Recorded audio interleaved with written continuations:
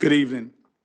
I'm going to call our open session board meeting of March the 29th to order at this time. And I'm going to invite my colleagues to stand with me for the national anthem and the land acknowledgement.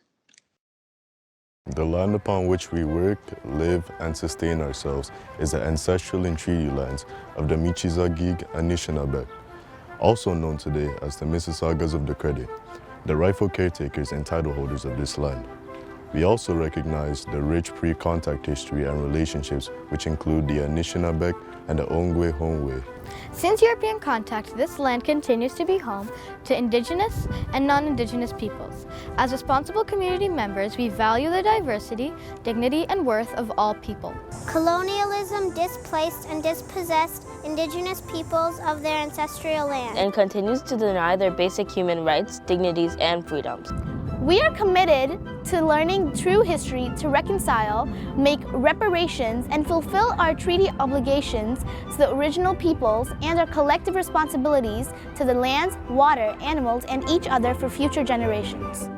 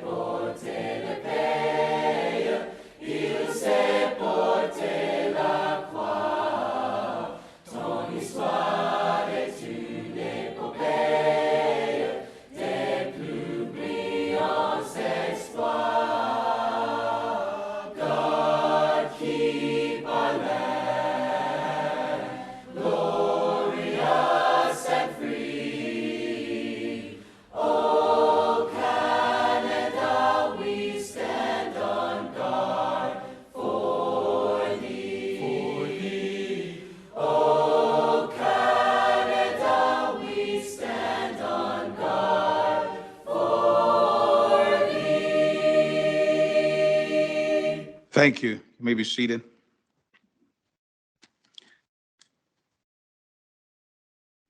Trustee, you have the agenda before you. Can I have a mover and a seconder for the trustee? Trustee Davy, Trustee Panelli, Jill Panelli, seconding. All those in favor? Carry. Thank you. Any declaration of conflict of interest? I'm not seeing any. We're going to move down to item 6, which is celebrating the board activities. And I'm going to start with 6.1, which is National Indigenous Language Day, which is March 31st. March 31st is National Indigenous Language Day. On this day, we honor the significance of the indigenous culture to the identity and indigenous people and celebrating the indigenous languages of students, staff, and educator as we continue to support the education and the revitalization of the indigenous language in Peel District School Board and across Canada. So we celebrate with them. 6.2 is also International Transgender Day of Visible Minorities. On March 31st is also this particular day, and it's making the importance of recognizing and supporting and celebrating transgender and gender non-confirmation people each and every day. All students and staff deserve to be safe and seen and feel confident to show up each and every day. And on this particular day, we encourage everyone to learn about this community and celebrate with them. And then we move down to 6.3, which International Day of Pink on April 12th, staff and student in Peel District School Board. And the workplace will wear pink in honor of International Day of Pink. The color pink represents our commitment to dismantling systematic Islamophobia, transgenderphobia, biophobia, oppression, and to put an end to all form of bullying as a foundation for student achievement and well-being. Let's encourage and support and accept and take a stand against bullying in our system.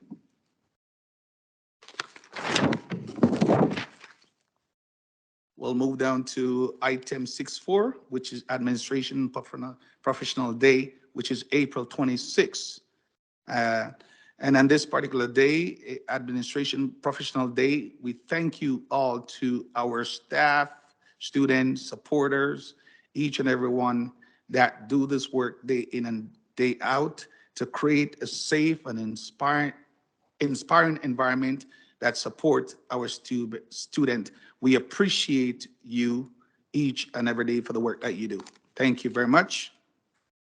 And then we'll move down to item 6.5, which is Sikh Heritage Month, which is April. In celebration of Sikh Heritage Month, we continue to center student lives experience, as well as amplify the Sikh flourishing education, and are encouraged to explore resource to share by the Central Equity Team, including professional learning and visual learning, evidence, and celebrating the Sikh month, which we can enjoy and engage with our community members.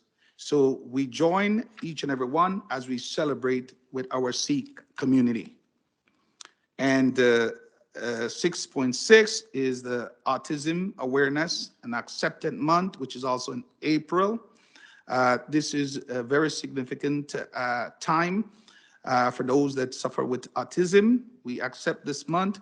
We encourage all to join us in our effort to spread autism acceptance, celebrating this diversity and create our community with autism people and their achievement, and amplify that they have the right to be given opportunity to live their life to their full potential. We celebrate with you. And we move down to 6.7, which is Genocide Awareness Education, Condemnation and Prevention Month, which is also April. So this is a time when our Education, Condemn and Prevention Month is an opportunity to reflect upon the tragic and the past of all these folks that have been through this, to honor the legacy of the victims and survivor by working in solidarity with one another to take a stand against hate and discrimination, prejudice, violence, injustice, to ensure that the history do not repeat itself. So we stand with you. Thank you. We move down to 6.8, which is Earth Month, also in April. The headline by this international celebration of Earth Day, which Peel District School Board will celebrate on April 20th. This year, Earth Day theme is Invest in Our Planet, and we encourage participation in one of the many opportunities that Peel will have to outline throughout the month for staff, students, and their family to help take action towards a healthy and green future for everyone. So we look forward to that, and we celebrate, and we continue to ensure that we have green space.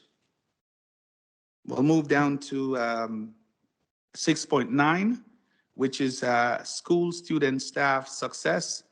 And now let's turn over our attention to the video sharing some exciting initiative that has been taking place, recap of Black History Month, new innovation, Bangish program, and incredible work being done by our students and their teachers.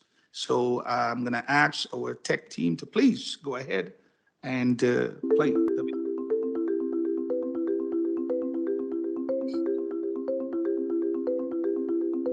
I still think that Black History Month, which is like February, the shortest month of the year, should be talked about more because Black people still exist outside of Black History Month. It's important to celebrate Black history, because if we don't know our history, it's going to be repeated. It's a time where everyone else is able to take a peek within your culture, and we're able to express, you know, what that really means to us, and kind of showing the world, like, you know, this is my truth, this is my culture, this is my history.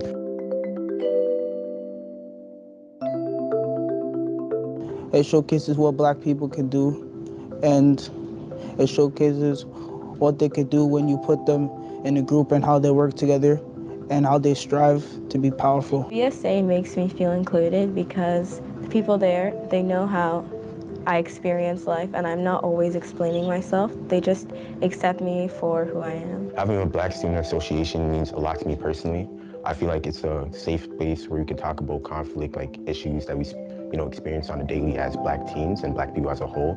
BSA makes me feel very happy and wanted because I know that there's people who are professionals that know what they're doing to help me become like they are in the future. This space is important to me because I feel very welcomed in this room. When I walk in here after school, I feel like I'm a part of something big.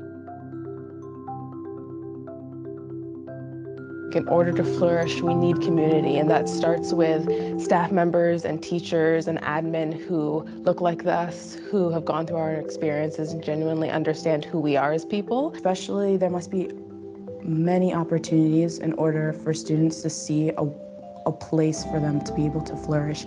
They need to be able to believe that that's an opportunity and that's a thing that can happen for them. So Black flourishing to me is seeing Black people celebrated in spaces that usually don't include us or usually don't represent us or reflect us. I love singing, I love dancing, drama, and the arts, and having a very vocal voice and not being afraid to demonstrate the beauty or taking the pain that comes from being Black, the discrimination, the persecution, and turning that into beauty through my art. To me, Black flourishing is exceeding your expectations or surpassing the things that were not meant for you to begin with. Having the courage to say yes to your passion, having the courage to be, okay, I'm gonna do this, I'm gonna give my all, I'm gonna pour my heart to it, and not be afraid.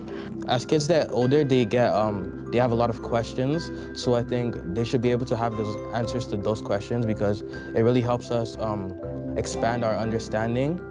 Think of the people who you know who are Black who are successful. Look at what they've done, study their capabilities and what they have done, and realize I can do the exact same thing as well.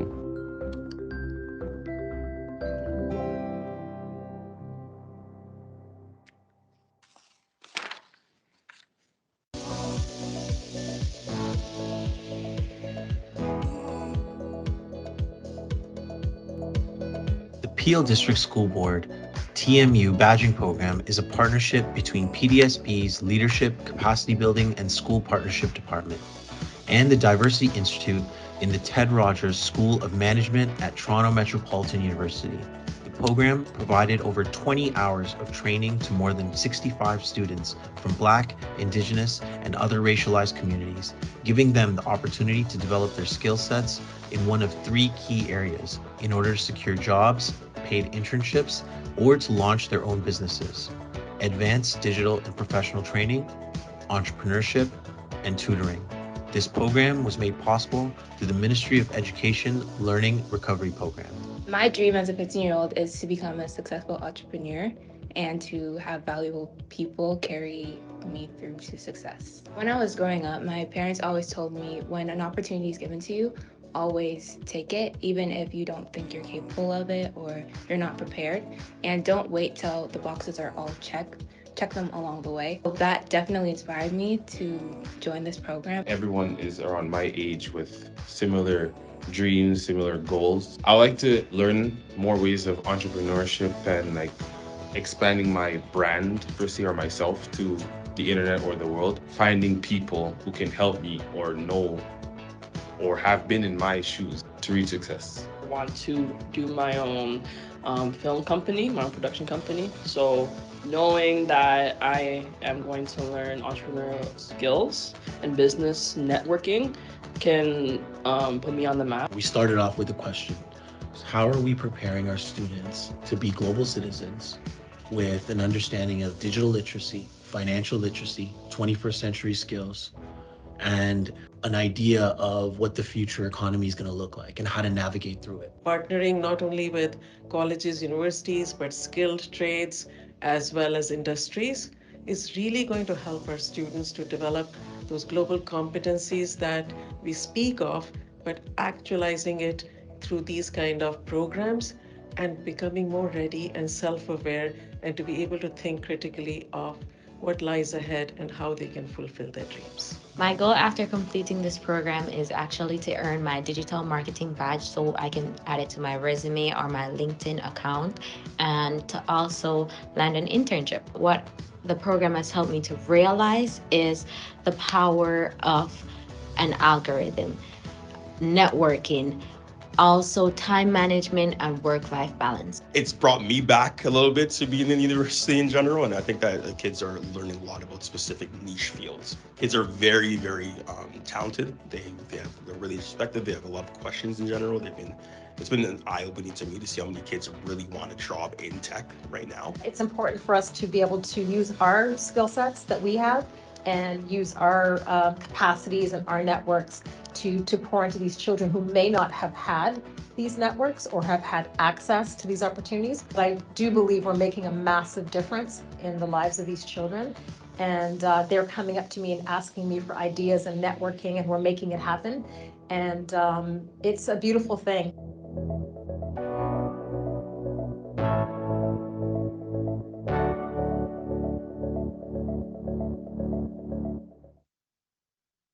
Hello, my name is Maxine Miller, and I'm the principal of Eastbourne Drive Public School.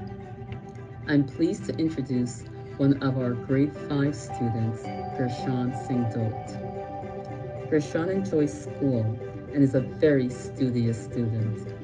He really enjoys science and likes to know how things work. He is also interested in all sports and has participated in several intramurals at Eastbourne Drive. In addition, he's one of our athletic leaders. Gershon recently entered an essay contest held by the Ontario Schools Cricket Association and placed in the top 4 in Ontario. This is a significant accomplishment, and we here at Eastbourne are so very proud of him. He was presented with his award on CP24 breakfast recently, and I am proud to have him speak about this experience. Hi, my name is Rashawn. I'm a grade 5 student of Eastbourne Drive Public School. I decided to enter the contest because I like reading, talking, and watching cricket, and it's one of my favorite sports. My connection to the sport of cricket is because my dad used to watch a lot of cricket on TV, and I wanted to learn how to play. So we started practicing in the basement and garage with a tennis ball. And then I later on went to the OCA, which is the Ontario Cricket Academy. And I went to many cricket matches, and I made the school's cricket team, and we won the tournament, which was a fun experience. When I won the essay, I was surprised that all the hard work actually made me win, and we actually create such a big deal about it. So I was very surprised to find out that I won. An excerpt from my essay is the first ever cricket match was played in 1844 by Canada and the United States of America, which was won by Canada by 23 runs. The reflection on the essay is that I never knew I went from just writing and participating would actually make me win. So I had to do lots of revisions for it, and on the last day I took all the time and I submitted on the last day of the writing bit. This recognition means a lot to me, and it will motivate me to compete in more competitions.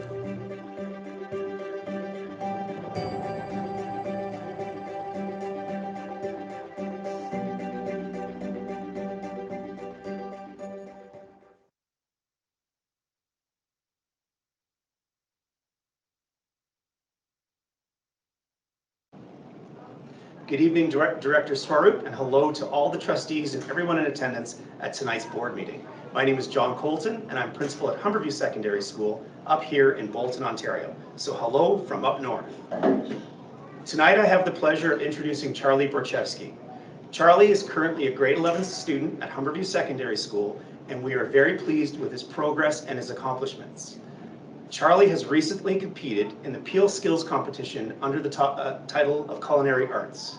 I have had the pleasure of experiencing Charlie's culinary skills in the classroom as I have acted as a judge and sampled not only his bread, but also his contribution to Peelschools, which was fantastic. I'm going to turn this over to Charlie so he can speak about his experience at Peelschools and some of the passion that drives him. And with that, I'll introduce Charlie Borchowski.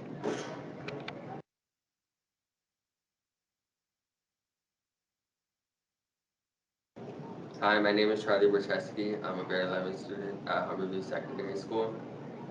I've always enjoyed cooking and baking. When you're cooking, you get to choose what you make and what goes into your dish. I like experimenting with flavors, textures, and colors. My passion and interest in the culinary arts grew when I took the food and culture course. I found the learning activities empowering. It was like an opportunity to be imaginative and creative in the kitchen. My favorite things to cook are entrees and side dishes. I love grilling steak and dicing up vegetables. Representing my school at the regional competition was very exciting. We worked at a state-of-the-art kitchen. We were judged by professional chefs. The chefs were very supportive. We had what seemed like an endless supply of ingredients to work with. I made a basic hamburger with salt and pepper seasoning on a homemade bun. I topped my burger off with homemade pickles and mayo. I prepared my side dish with roasted potato wedges, and for my dessert, I had a brownie topped with chocolate ganache and raspberry sauce I made. The competition is something I'll remember for the rest of my life. I haven't decided what I'm going to study in college, but culinary arts is definitely something I'm considering and taking in the future. Thank you.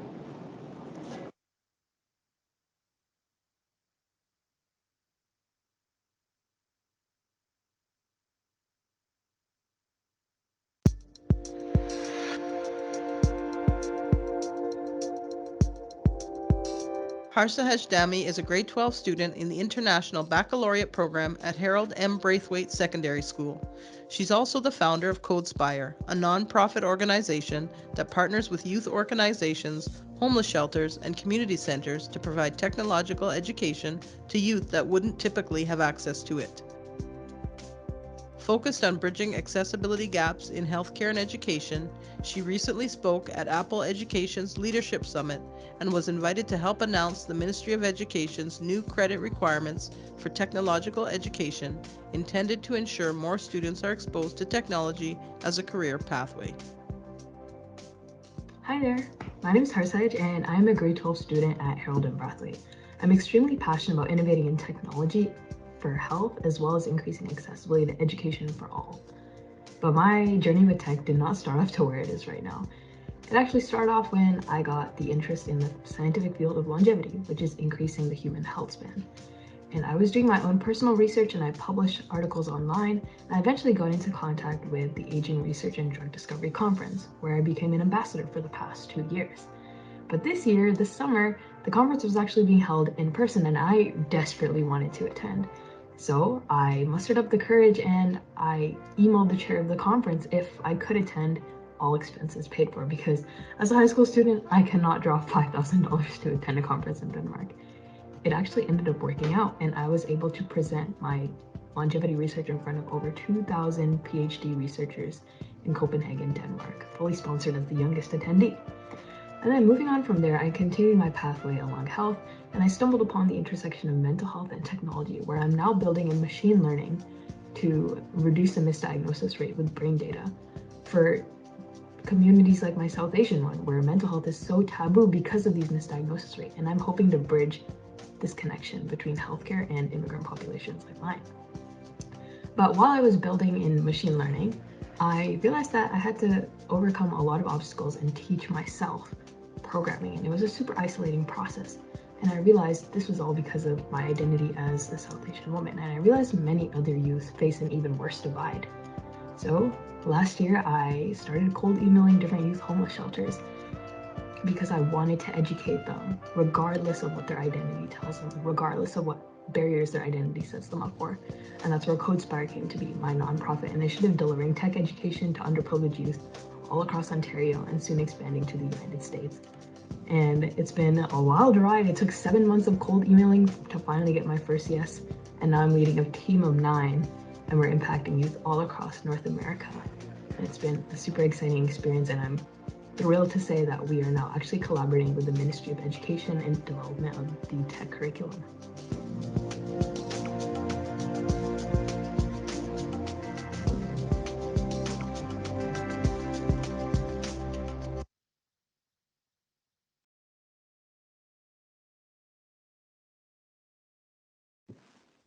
Thank you.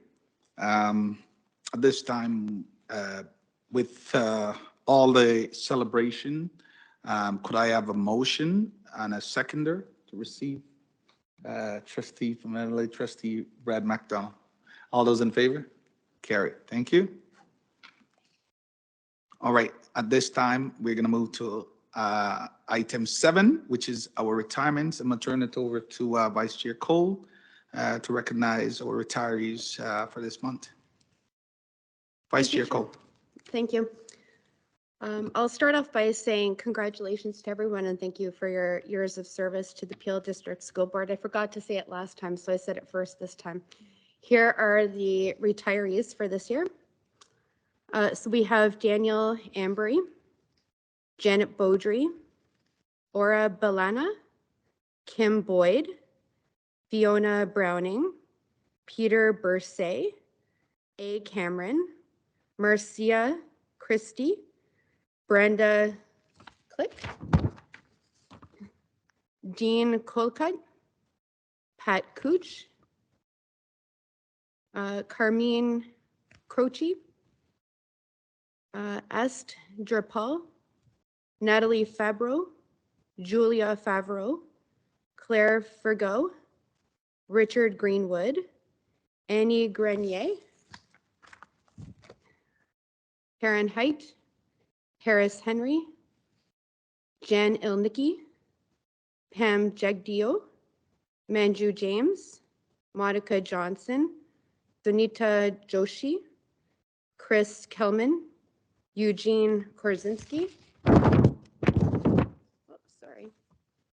Irene Latigo Odita, Teresa Longlade, Marie McDonald, Monique Melanson, Michael Methot, Ingrid Mitchell, Kathy Morrison, Nick Nolfi, Gregor Poole, Andrea Poulis Nagay, Darren Price, Corina Proweller, Linus Romanek, Kamaljit Singh, Peter Spencer, Cheryl Street, David Sweeting, Jackie Torreson, Marie Vanderdolen, Wayne Vincent, Brenda Wainman, and Monica Zolis. And again, thank you for your years of service and dedication. Thank you. Thank you, Vice Chair Cole. Could I have a mover and a seconder? Trustee Benjamin. All those in favor? Carried. Thank you. Okay, we'll move down to item 8, which is the board chair's announcement. This afternoon, I do have an announcement. At this time, I would like to share the progress and the development of the board strategic plan. We have retained Wayne Jarrus and Julian Tuck Katuras as the consultant for the trustees to assist with developing of the multi-year strategic plan. Wayne is a former director of education with the Alton District School Board and the Grand Area District School Board. Wayne most recently was a special advisor to the Minister of Education. He's have a long-standing history in education and as consulting and various matters, including board strategic plan. Jillian is a partner at the law firm of Miller Thompson. She focused on education law and social impact. Her knowledge of school board issue, governance, and the public policy process will be a true asset for us to this process. Additional bonus in this that Jillian is a former trustee for the Alton District School Board and has also been a member on a variety of other non-for-profit and charitable board. Her legal experience as well as her political experience will bring the trustee great perspective and advice as we work through the process of establishing the multi-year strategic plan. The first session with this consultant has been scheduled for April 27th. Trustees, you should be receiving an invitation very shortly in your calendar. Please mark that date. In the meantime, there are input that have been seek in various sessions through survey being organized to help inform trustees with the development of the strategic plan. There will be opportunity for community partners, staff, students, parents to contribute their inputs for consideration during the process. These consultations will begin in April, as well as we are committed as a board to developing a strategic plan that is responsive and set strong direction for the board and for our students and staff.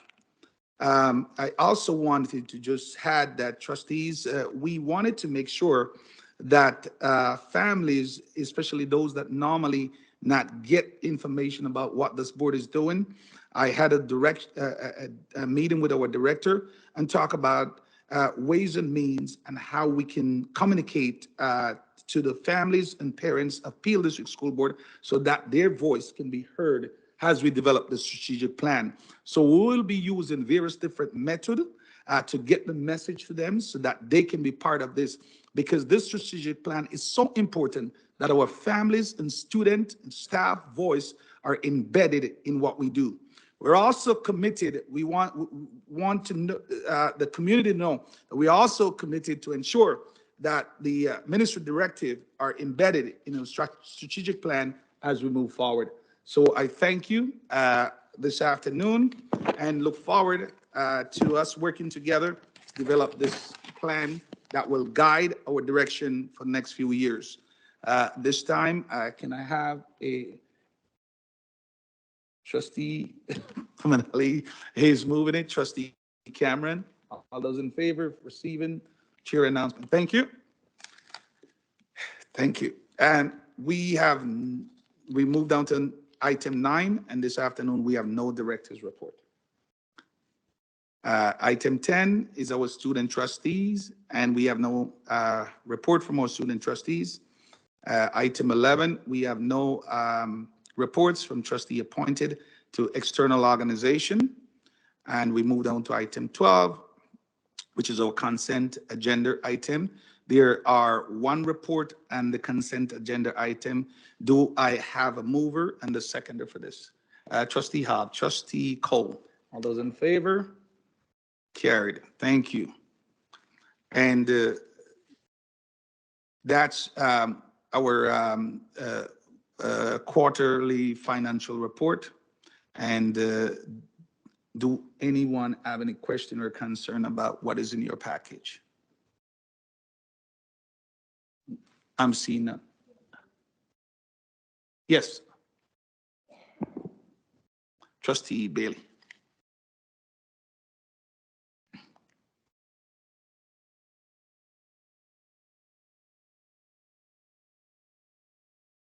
Thank you.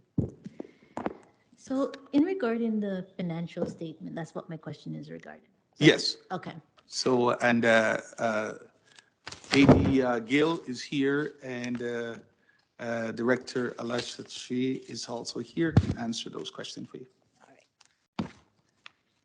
So the Peel District School Board spends a lot on salaries and wages, which is most organizations' biggest budget line.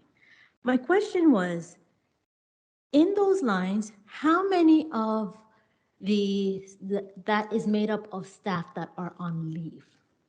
So meaning staff that are home and being paid still. Is it in a number format and a monetary format? Okay, can I suggest Trustee Bailey, that the question that we take to an in-camera meeting for staff to answer that question for you. Can I ask why? Why? Because we're dealing with staffing, and when we're dealing with staffing, we deal with that as an in-camera part of a meeting. The item that you're asking about staff, and how much is made up of those that are on leave and so forth. And because of that, that's something that we want to make sure that, and not only that, we need to also give staff time to able to bring a report, and that they would not able to provide that right off the cliff like that to give to us. Okay, but honestly, that doesn't make any sense because it's public funded. It is public funding, but when it has to do with staff, I'm not asking about staff, I'm asking about the funding. the funding. Okay, so can I suggest then, because staff, we would ask staff to bring a report around your question to answer that for you, because they would not have that information available. And see, the director is shaking her head, said, no, we don't have that. So can you then submit that in writing so that they could provide that to this board? I can do that. All right, thank you, appreciate that. Okay, any other questions?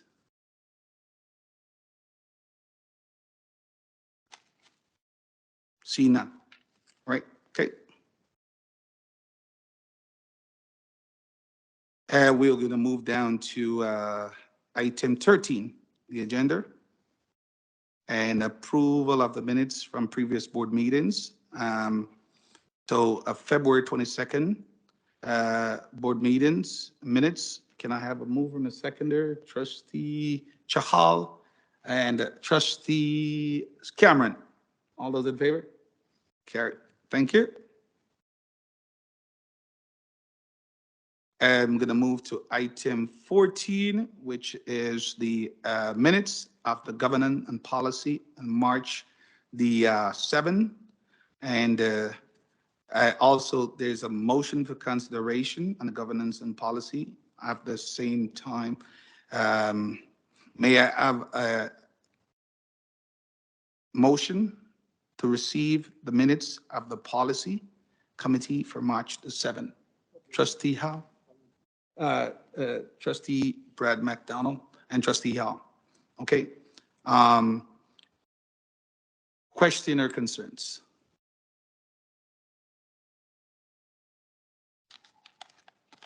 All those in favor of receiving the minutes? Okay, thank you very much. Appreciate that.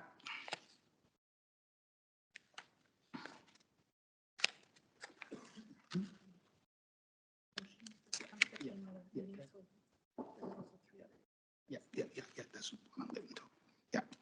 Okay, so in the same report, there's three motion coming out of this minutes. Okay, so let's start with one.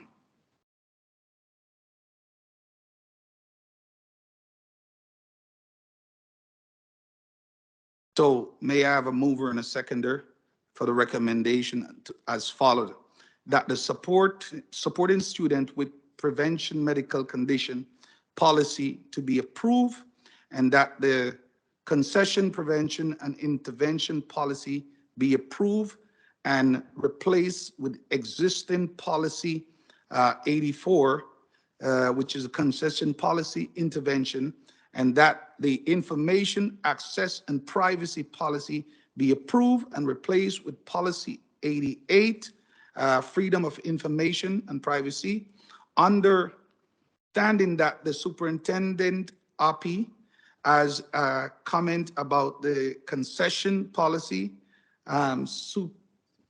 Superintendent RP, at this time, I'll turn it over to you to make your comment, sir.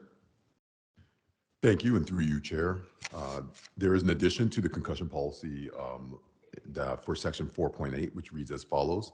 The parents, guardians are required to advise the school principal of any concussion that the student has, regardless of where the concussion was incurred. For example, if the concussion occurred while playing minor sports through a municipal run program, or whether the concussion occurred while playing inter-school sports. There are no other changes other than that. That's Okay. for 4.8. Thank you. All right. Question? Okay. All right, trustee. Okay. Through you, Chair, thank you kindly. Okay. Forgive me for not recalling off the top of my mind, but I vaguely remember us discussing in regards to the concussion policy, the parameters about notification for parents and frequency of concussions at schools, but I wasn't sure if that was something we agreed to amend, hoping for a little bit of leeway there or clarification. Okay. Superintendent Oppie? Thank you for the question, and through you, Chair. So for the submission of the policy, that was not something that we were submitting as part of the policy or the associated procedures. And so the only amendment was the one that I just stated, in which we wanted to make sure that there was a more robust opportunity for us to become aware of any incidents that may have occurred, as I just outlined. Thank you, Chair. No further clarification. Thank you. Okay. Trustee B. McDonald? No, you good? All right. Any other questions or concern? Okay. Could I have a mover and a seconder? Okay, Trustee Cole, Trustee Bailey. All those in favor? Carried. Thank you.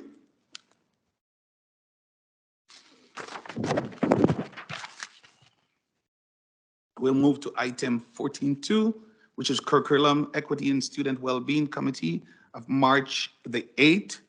May I have a mover and a seconder to receive the minutes? Trustee Jill Pominelli, Trustee Benjamin. All those in favor? Okay. Yes, yes.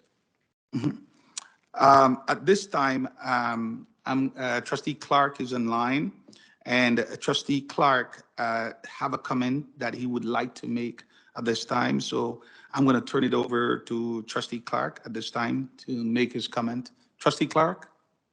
Okay. Thank you, Chair. At the Curriculum Equity, Student, and Wellbeing Committee, I made a comment that was understood to about racialized people that was understood to be inappropriate, insensitive, and biased. I would like to say directly to anybody who was hurt by what I said that I deeply regret my choice of words, and regardless of what I was trying to say, I hurt you, and I apologize for the harm I caused. I know and understand that racialized folks are successful and accomplished. Black, Indigenous people like myself and other racialized members of the community bring strength, joy, and greatness to the community, to the Peel District School Board community. I am committed to continuing my work of examining my own social location, privilege, biases, and how these impact my understanding of the lived experiences of the so many various members of our school communities. I am committed to doing what is necessary to regain your trust. I hear you, I believe you, and I'm sorry. Thank you, Chair. Thank you, Trustee Clark. And I just want to add that following the statement that Trustee Clark made, that this board is very committed to ensuring that all trustees are provided with the training that they need to able to carry out their duty, and that's including human rights training around their role and responsibility as trustee.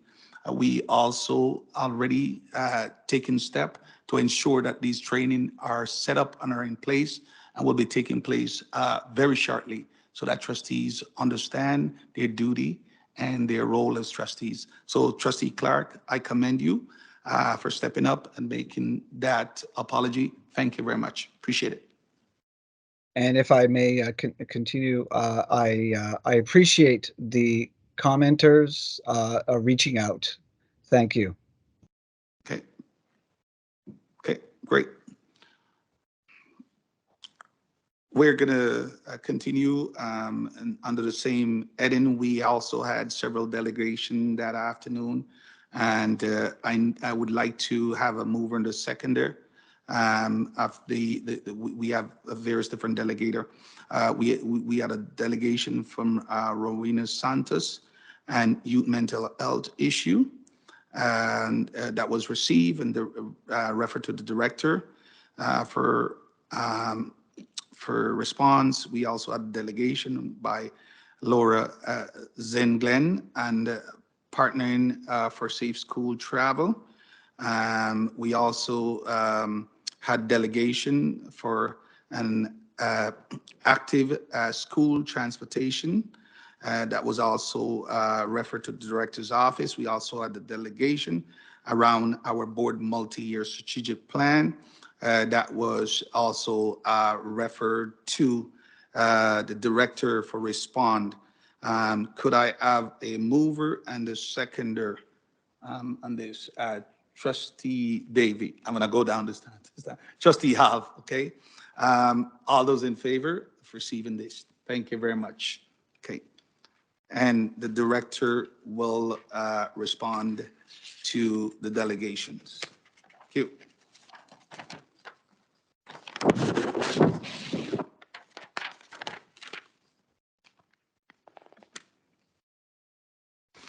Okay, also coming out of that meeting, there was also another recommendation that the committee heard that the report re-secondary final evaluation 2022-2023 be received and referred to the governance policy committee for review. Do I have a mover and a seconder for this? Trustee Pinelli, Trustee Brad McDonald. All those in favor? Carried. Thank you. Okay. And we're going to move to item 15 on our agenda this afternoon, which is staff report. Okay. And now we will then turn over to Director Saru, and the Director Saru will introduce who will be presenting this afternoon. So, Director Saru. Thank you, Chair Green, and through you, I would be asking Associate Director Paul De Silva to present Directive 17, Reform of the Guidance Program and System Update number 4. Thank you, Director Swaroop. Through you, Chair, I'd like to pass this on to Superintendent of Curriculum Instruction and Assessment, Q Hoppy. Thank you, Associate Director De Silva, and through you, Chair Green, I would like to provide an update on the progress of the reformation of the guidance program system. For this update, I would like to highlight the continued development of the Black Excellence Guidance Resource Teacher position and the continued development of the communication to families, informing them of scholarship and bursary opportunities that are posted on the public-facing portion of the board site. The Black Excellence Guidance Resource Teacher position has continued sharing resources and supports to existing school guidance counselors to develop understanding and build capacity to better service Black students and families. They continue to work with the instructional coordinator of guidance, the transitions resource teacher, and community stakeholders to plan, support, and implement guidance services, programs, and opportunities for Black students and families across the system. They continue to work collaboratively to ensure that their work is in direct alignment with the Black Student Success Strategy. The central guidance team has continued their work with the communications team to develop and communicate scholarship and bursary opportunities that are posted on the public-facing portion of the board site. Families have also been made aware of these scholarship and bursary opportunities through the My Blueprint course selection and planning tool and board-sponsored Black Student Association presentations. This ongoing work was also communicated through graduation coaches at various schools. Thank you, and this concludes my update on Directive 17, and I'm happy to take any questions.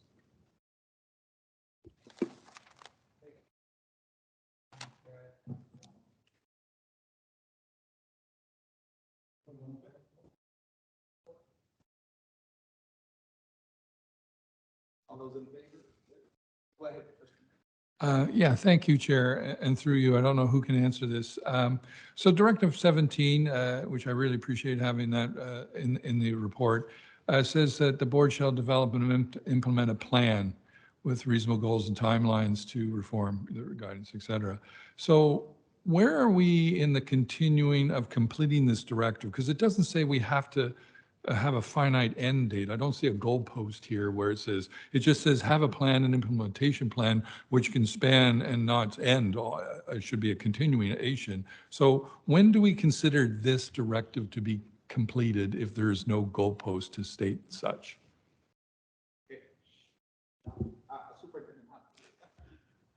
Thank you for the question, and through you, Chair.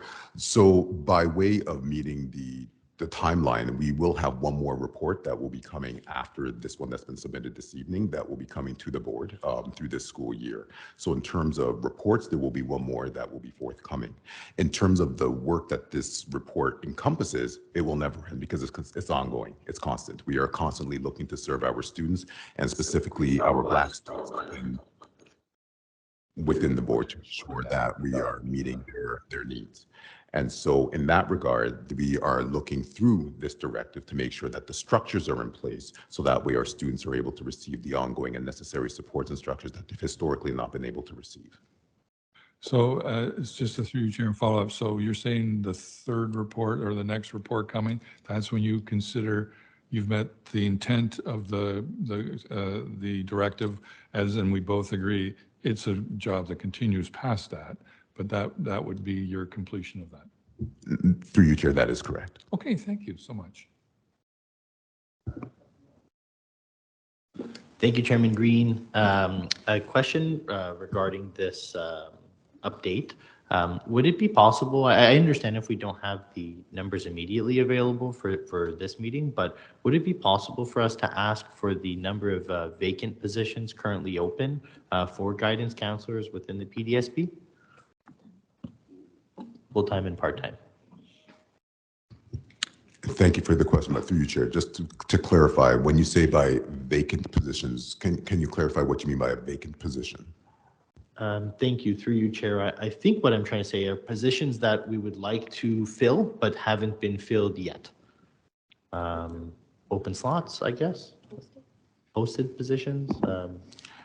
So maybe what I can do here is, Trustee Alves, if you would allow me, the question that you're asking Superintendent Api to respond to, I don't think he would have that in front of him. That's something that he can bring back to the board. So why don't we ask Superintendent Api if that's something that you could bring back to the board at a later date what he's definitely asking is there any vacancy in our guidance council that support the work that we are presently doing? If you could bring a report back on that, whether there's vacancy in our guidance department or not, or all guidance roles are filled at this time.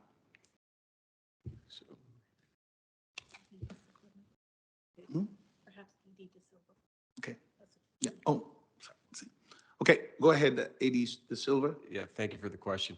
So just to clarify, perhaps I'll do an offline conversation with Mr. Alves this evening to clarify what he means by vacant, either permanent and or an LTO, like a long-term occasional position, just so we can clarify and make sure we're bringing back the right information for you. But certainly you and I can connect and we can determine what that looks like.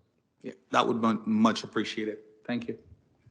Yeah, that works for me. We can clarify and then I guess resume for the next open session. Okay. All right. Any other questions? I'm seeing none. Trustee Bailey. Thank you.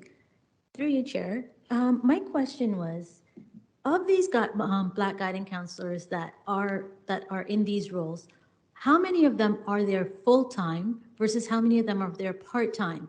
I know I can't expect you to know that, so if you can add that into your report with Trustee Alves, that would be appreciated. That's my first question. And then my second question is, when you looked at the next steps, it says, you said success measures, sorry. When you said success measures, it said it would include an increased number of Black guidance counselors. What percentage would be considered a success? Because one is an increase. So what exactly is the benchmark that you're looking for to say you have reached success, right? And when you say the number of BSAs and BPAs, what number are you referring to? Thank you. Thank you for the question and through you, Chair. So in terms of the number of guidance counselors, so this is work that is coming directly as a response to the directives and through the ministerial review. And so based off of that point in time as a benchmark from when the ministerial review came out and the directives were given to us, that is the baseline that we are using. So an increase from those numbers. And so the reports that have been provided have been demonstrating the increase from that point onward in order to be able to meet the goals as stated. In terms of the number of BSAs, that too is what we are looking at as the benchmark in the moment in time that we are using as our frame of reference. So an increase in the number of BSAs over time from that moment. So you will define success as long as there is one more than the previous number. I would define success, through you, Chair, I would define success as meeting at least more than what we started with to ensure that the needs of those students are being met, yes. So I would say that it's an ongoing piece similar to what was shared previously. This is ongoing work. So I would say that our constant striving towards meeting the needs of all of our Black students, so that way they are able to find support through the work of Black guidance counselors as well as through BSAs, is ongoing work. So an increase of one is not something that we'd be satisfied with, but it would demonstrate success because it is more than what we had had before. Thank you for the clarification.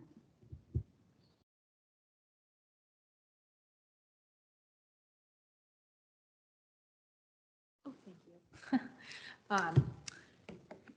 Okay, thank you so much for that update tonight. I really appreciated hearing about it. Just a quick question. We know that sometimes when we have staff shortages, guidance counselors are redeployed to cover classrooms. As we're looking ahead to the future, is there anything that we have planned to help prevent guidance counselors from being redeployed so that they can stay in their roles and provide that guidance that they've been hired for? Sorry, I don't mean for that to be a confusing question. I'm going to turn this over to AD De Silva. Sure. Sure. Thank you, and through you, Chair. I don't think we're here at this time to talk about redeployment of staff at this point. I think this isn't a conversation that really has come forward during this report. Certainly, our goal is to try and get teachers in front of students, and that's our goal. We need students to be taught their curriculum and so on. But that's certainly something we can think about and talk about, right? So we've talked about that with respect to ISSP teachers, librarians, and so on, who are also in this time getting redeployed to ensure that there's staff in front of students. But that's something that certainly we can bring up. Certainly not tied to this report, but certainly we can talk about it with respect to staffing. Sure. Sorry, just for clarity, it was just to help ensure that we are meeting that goal of providing the guidance that we're looking for in terms of the directive, right? So if we're having to redeploy the staff, then maybe they're not able to do that work that we've been bringing them in for. So I was just curious if there were plans as we're looking ahead, but I appreciate your response. Thank you so much. Trustee Clark. Yes. Just, I guess, a point of clarification. Are we at a future date going to get a report of how many guidance counselors, more than one that, have been hired? So, Trustee Clark, that Yes. question was asked and answered. So staff Okay. will bring back a Okay. report at a later date. Okay? Sorry, my apologies. Thank you, Chair. Okay. All right. I'm not seeing any other question. It's moving second. All those in favor? Carried. Thank you. Okay, Director Suru, Yes. I'll turn it over to you, the mental overview of the Peel mental health strategy. Thank you. And through you, Chair Green, I'll be asking Associate Director Paul De Silva to share the report on the overview of the Peel District School Board Mental Health and Wellbeing Strategy Phase 3 Planning. Thank you, Director Suru, and through you, Chair. It's my pleasure to introduce to you Acting Senior Manager of Social Emotional Learning, Janet Jakowski, and Coordinator of Student Wellbeing, Valerie Anderson, to answer and to provide the report today. Thank you, Chair Green and Associate Director Silva. Through you, Chair, I'm Janet Jakowski, Acting Senior Manager for Social Emotional Learning, and presenting with me today as our board's mental health lead, Valerie Anderson.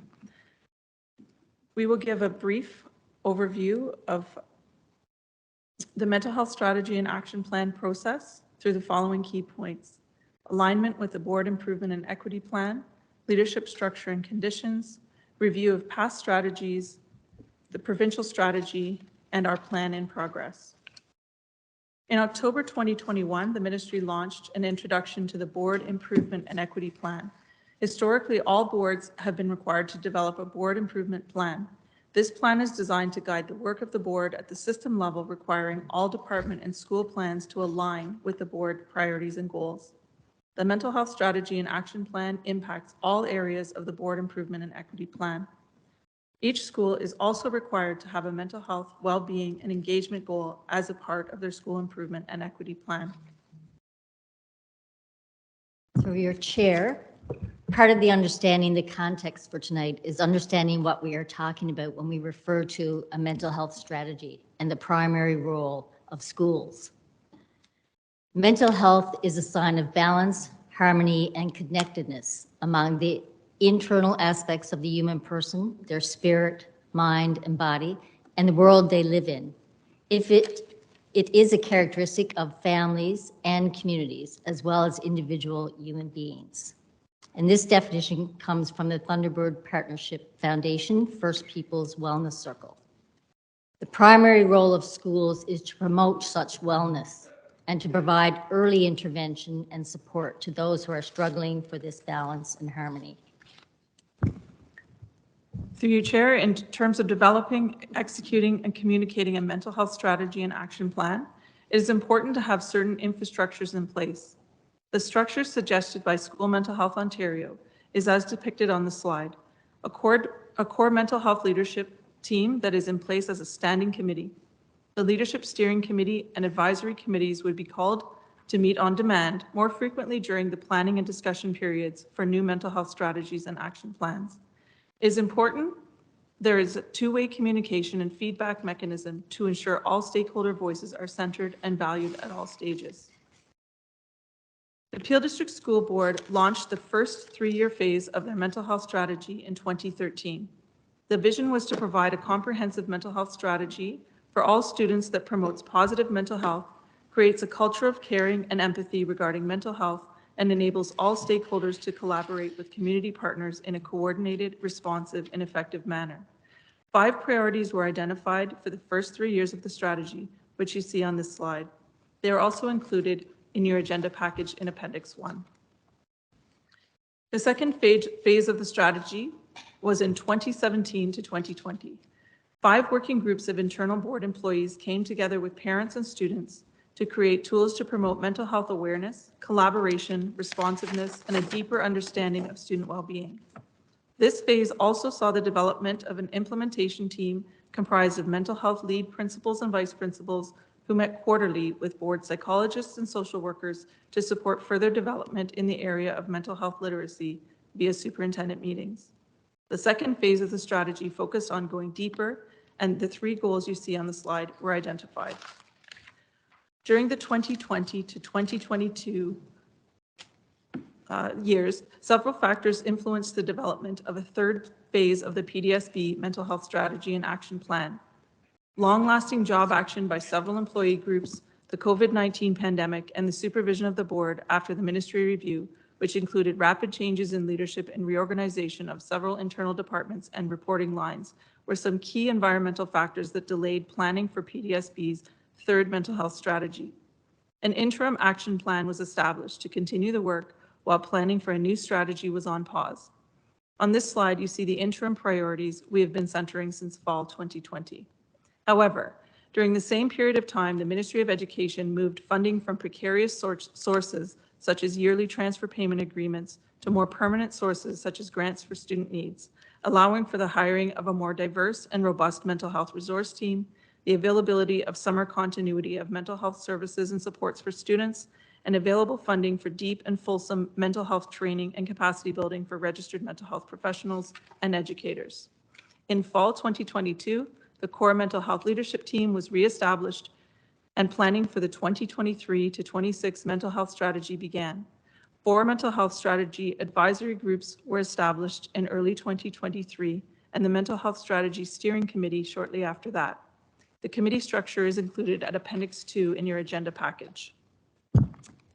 Through you, Chair, School Mental Health Ontario is the lead organization that supports school boards across Ontario. School boards are encouraged to align with the School Mental Health Ontario strategy and action plans. On this slide, you see the School Mental Health Ontario 2022 to 2025 strategy. In order to create the provincial strategy, data is gathered through school board data, focus groups, and advisory groups. They then set 5 priorities for 3-year implementation and create yearly action plans. School boards are guided by these priorities while centering local needs.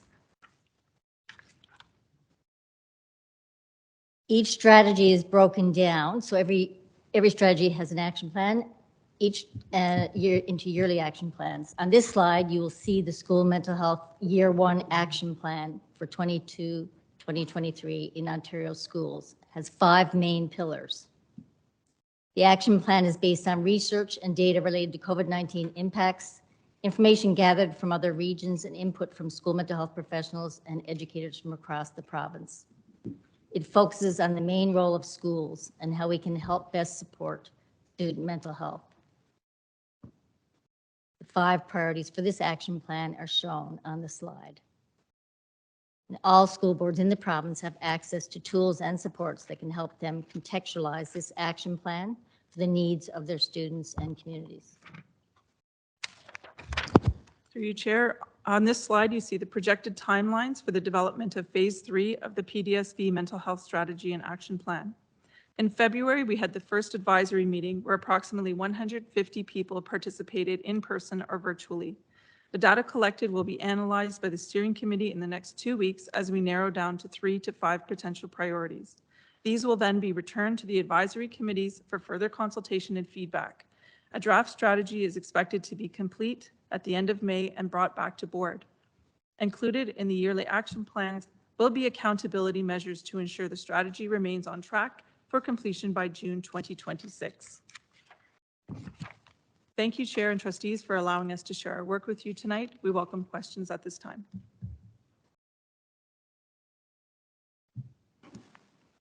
Thank you for your presentation, Director Sarul, AD De Silva, and our Superintendent and Manager. Thank you for your presentation, much appreciated.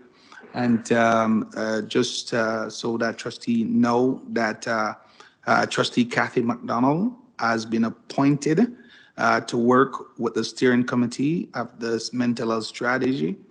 Trustee Brad McDonald and Jill Promonde has been appointed to work with the advisory around the mental health work. This is important work, and we will be hearing from these trustees periodically around the progress and initiative of this work as this work is carried out, as we know that this is a main piece for our board to ensure that we have strategy in place and support that will support not just our students, but students and staff that may struggle with mental health work. This is very, very important work, and this is something that we take very seriously. Can I have a mover and seconder to receive? Trustee Davey and Trustee Pomelli. All those in favor of receiving the report?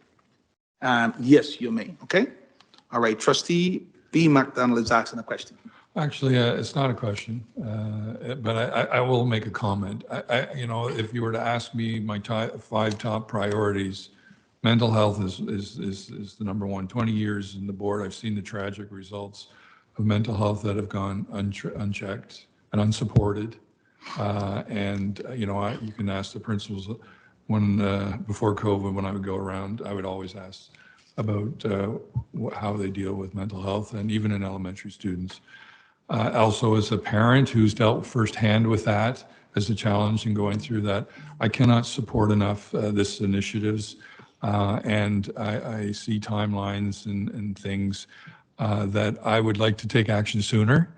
There is a budget cycle coming. I would like, if I were to have my first pet project on the subject, I would like to have mental health nurses either piloted or tried out in high school and maybe middle school settings in a family schools to see if that's a great way to support our students and staff supporting our students. But if we can get some initiatives to hit the budget cycle this year, I'd be there to support the financial resources to support that.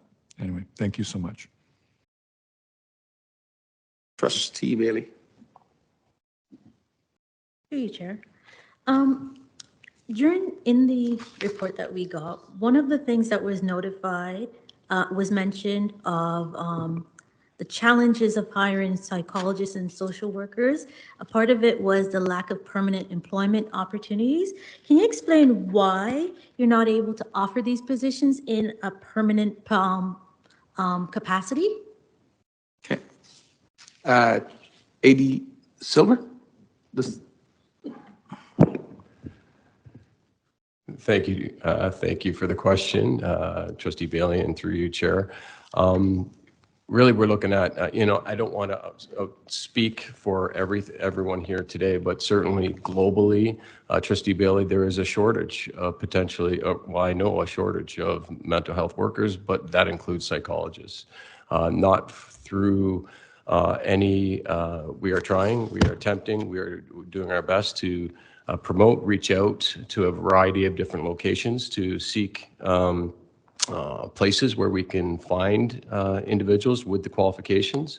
But there is a global shortage, and certainly if they are here and there are positions available for them in the board, we would be hiring. But I also want to turn it over to Acting Manager Jen Chakowski to support the response. Thank you, Associate Director De Silva. And through you, Chair.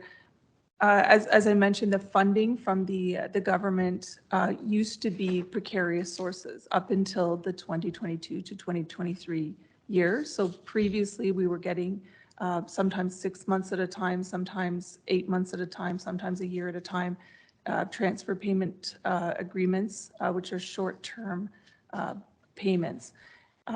As of the beginning of the 2022 to 2023 school year, those were changed into grants for student needs, which is more permanent funding. And as soon as we received that funding as permanent, we did hire permanent mental health resource clinicians, social workers, and psychotherapists, psychologists on our mental health resource team, specifically recruiting for identity-specific supports. Thank you. Thank you. That leads me right into my following questions. How many mental health professionals, diverse mental health professionals, have been hired over the past 3 years? Thank you for the question, and through you, Chair. We have 2 sources of our mental health professionals. We have our school-based professional services personnel, the psychologists and social workers, and then we have the mental health resource team. The team that I'm most closely acquainted with is the mental health resource team, and there's 16 identity-specific social workers, psychologists, and psychotherapists on that team. Some are, there's a variety of identities represented, as well as intersectional identities. Our school-based psychologists and social workers, I'm not as familiar with that team. There are about 280 professional services personnel made up of psychologists, social workers, and speech language pathologists. And we've, over the last 3 years, the coordinating principle of equity and anti-oppression practices, and I have been working very hard to diversify those professionals and have increased the number of professionals who have diverse identities or can provide identity-specific work by about 50%. And that is replacing retirements or resignations as that allows, because we haven't received additional funding for school-based social workers and psychologists, but we have received the additional funding for the mental health resource team. Okay, thank you for that. Can you explain how are they divided amongst the schools? And what is each mental health specialist caseload? Thank you for the question. Through you, Chair. At this time, I don't have the specific caseload averages, but that is something that we can bring back if required. And also how they're divided, how they're divided in each schools. I'm sorry. How are they divided amongst the schools? Oh, okay. Distributed. I think I understand what you're asking. Through you, Chair. We have basically an allocation, a number of people, and then we look at the number of schools and divide people, by schools and receive a number. So each social worker, for example, might have 5 schools. Same with psychologists, but as Associate Director De Silva alluded to, when we have a shortage of psychologists, for example, each psychologist would then have to take on a greater number of schools in their caseload. Thank you. My final thought on this one, the adage is, it takes a village to raise a child, and with the PDSB covering Brampton, Mississauga, and Caledon, it means it's a very large village, right?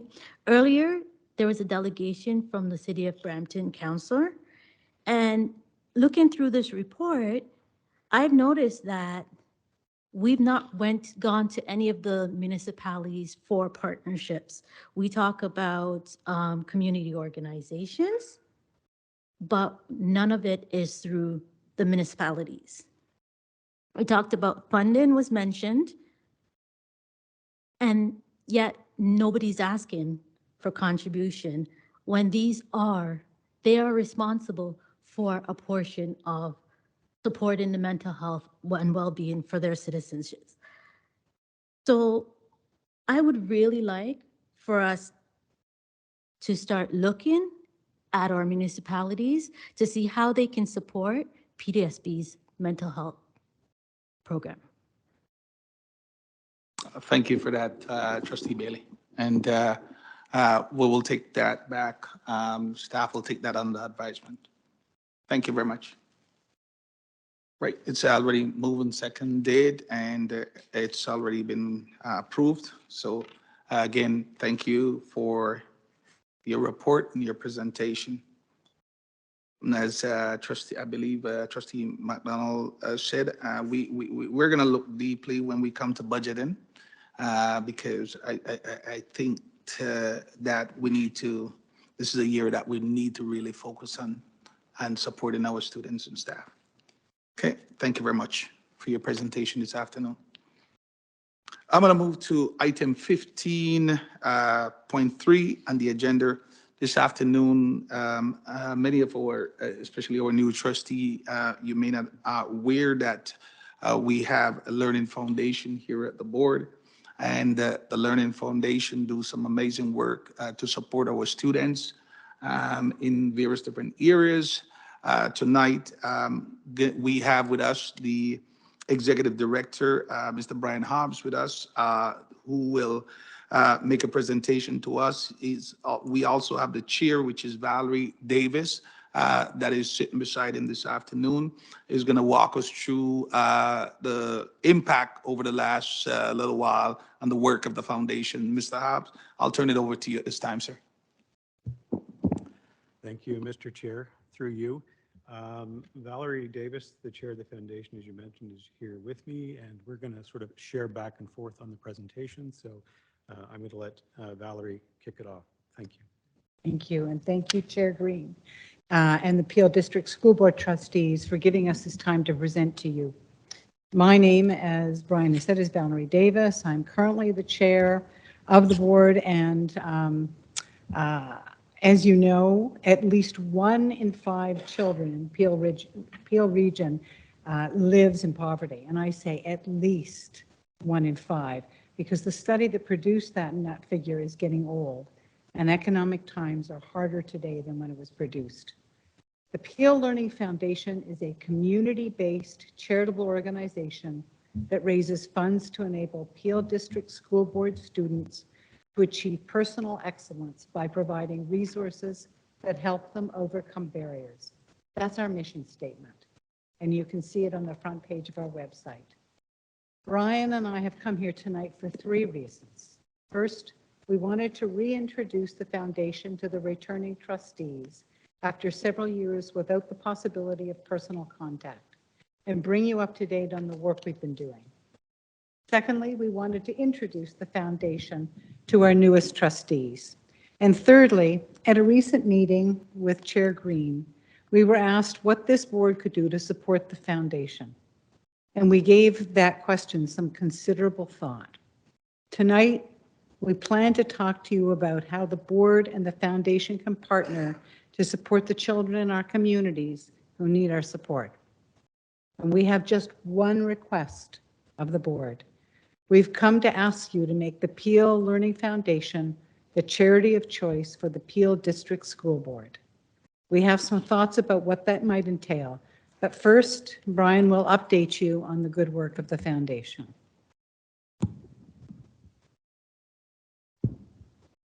Thank you, Valerie. The organization that came to be known, or has come to be known as the Peel Learning Foundation, was conceived of by the Board of Trustees of PDSB several years ago. The vision of that Board of Trustees was to create a charitable organization to help students in need to participate on a level playing field with their peers and overcome the barriers in their educational journey. The foundation was launched in February 2019. So as of about, today, we're 4 years old as a registered charitable organization. And in that time, the foundation has helped more than 6,000 students in need in Brampton, Caledon, and Mississauga. And in that time, with the help and referral of teachers, social workers, settlement workers, and principals, we've touched the lives of students in more than 230 PDSB schools. Based on my math, that's about 90% of PDSB schools to date. And how we help students in need is through 2 programs. One is our Student Emergency Needs Program, where we provide up to $200 per student per school year for emergency needs. Most of the time, this is for food, clothing, or basic hygiene items like soap or deodorant. Sometimes it's for bus tickets, so co-op students can get to their placement. The second program is the Student Backpack Program, where we provide fully equipped backpacks for students in K-3, 4-8, 9-12. And since the onset of the pandemic, we've also been providing refurbished Chromebooks to students who lack technology. So every day, as the executive officer of the foundation, I start my morning reading requests from your principals and teachers and guidance counselors for the Student Emergency Needs Program. It can be quite a hard way to start the day, but I'm going to read you some examples of how we've made an impact. So a student in grade 2, he walks to school in a snowstorm, wearing only sneakers with holes in them, no winter coat, a sweatshirt. He doesn't go on the lawn with the other kids. He doesn't play with them at recess because he's already wet and cold as it is. With the help of the foundation, we can have a gift card in the principal's hand by the end of the day. So when mom or dad picks up their child, they can go to Walmart and buy a warm coat, warm boots, warm clothing. We've been able to help a high school student living on her own in a local shelter, living in a local shelter because she left abuse in the home. With the kind referral of the social worker, the foundation provided $200, and this was used for soap, deodorant, clothing, and food, whatever she needed that she was not able to get through other channels. And we helped a family who recently arrived in Peel from overseas with 4 students enrolled in PDSB. They're having trouble paying rent. Mom is unable to work. Dad is working a minimum wage job and trying to get more hours. And they have always been very, very careful with their money, but it doesn't stretch far enough. With support from the Peel Learning Foundation, there is food in the house, so the students can have a healthy breakfast and lunch and be well prepared to learn. I will say, what your principals, what your teachers tell me is if there's no food in the home, mom and dad don't send the kids to school, which increases their disadvantage. Our goal is to help every student who turns to us in their time of need.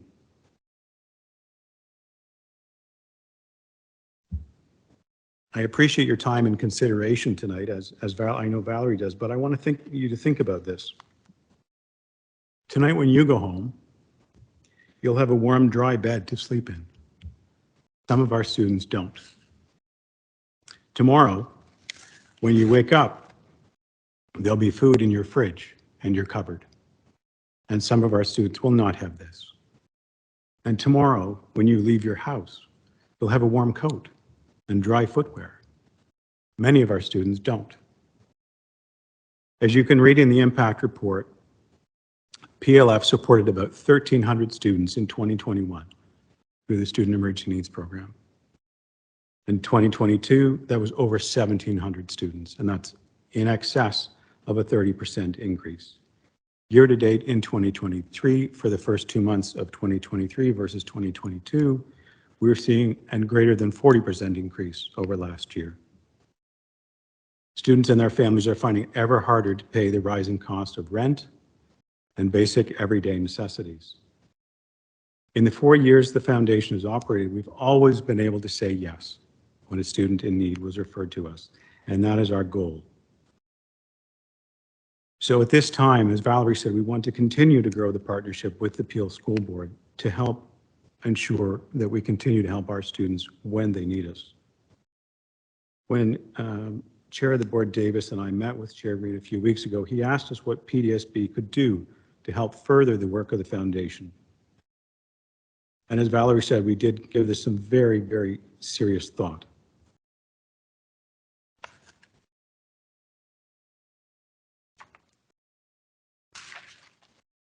And so what the PDSB can do to help the foundation would be things like this. 1, to assign 1 day in the school year as Peel Learning Foundation Day, where schools can hold fundraising events to support the work of the foundation and students in their school communities.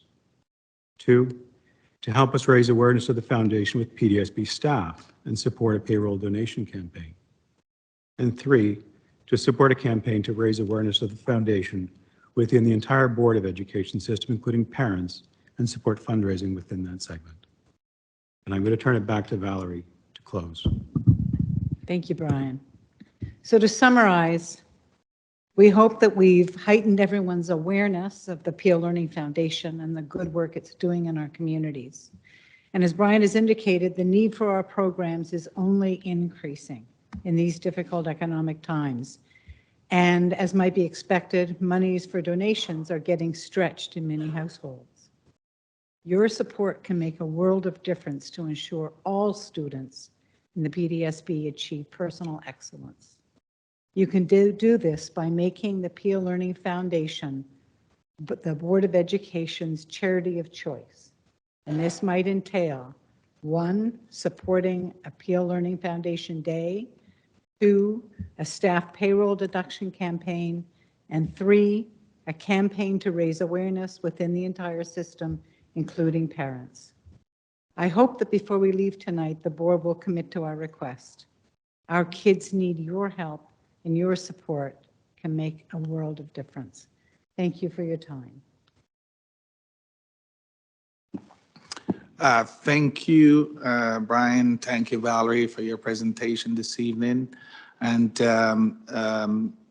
your requests, my colleagues and I, we will go back and we'll have some conversation, and through them, I will sit with the director to talk further how we can continue this partnership and how we can work together to support the foundation. And I'm gonna ask for a mover and a seconder, and then I'm gonna see if trustee got any questions for you, okay? Okay, trustee Davy, trustee Johal, all those in favor of receiving the report, then I'm gonna turn it over to trustee Johal for, he has his first question. Thank you. Yes, Did I thank see you him? very much. We recognize and appreciate Foundation's great work. I have just one comment to make that my family tried to support your foundation from last 2 years, but we received an email that you have seen our request, but the money was never taken from the credit card. So my concern is only if your system works or there is some problem. Through you, Mr. Chair, I'd be happy to look into that particular instance if you want to send me some information. Yeah, okay, thank you. We got your confirmation that you have the information, but nothing happened. So they didn't debit our cards ever. I'd be happy to look into that specific situation. Okay, thank you so much. Thank you. I appreciate this report. I think it's the first report we've had really since your foundation started 4 years ago. And I had no idea the growth that you've had when you initially started, and your goal to be 300,000. I think we need to shoot higher. I cannot, and I saw the breakdown of the map and looking how you support the communities all across Peel, even in my community. It's very, I hear the feedback that it's well received and supported by the principals. So I cannot thank you enough. And as our chair has indicated, I think it's a great conversation. Some of the recommendations you have of, a day dedicated, throughout the system, getting some payroll deduction and stuff would be a great way to really raise awareness and get the money focused to our kids in our system. Thank you.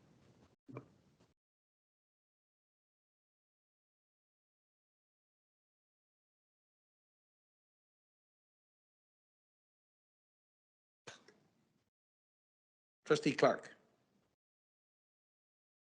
Yes, thank you, Chair. I grew up in a fishing village in Nova Scotia, and despite you may have heard, Mi'kmaq and all blue nosers, as we like to call ourselves, work very hard. And oftentimes it's hard. You work hard, and you're still not financially successful. So, I want to thank the presenters and for everything to do. You have no idea how encouraging it is to hear that there are organizations like yours. Just as an anecdote, I remember a friend of mine. I went to his house home for his birthday party. He didn't have they didn't have running water. Well, they had running water, but they didn't have a toilet. They had an outhouse. And I got a lot of flack for going to this kid's birthday. And I'm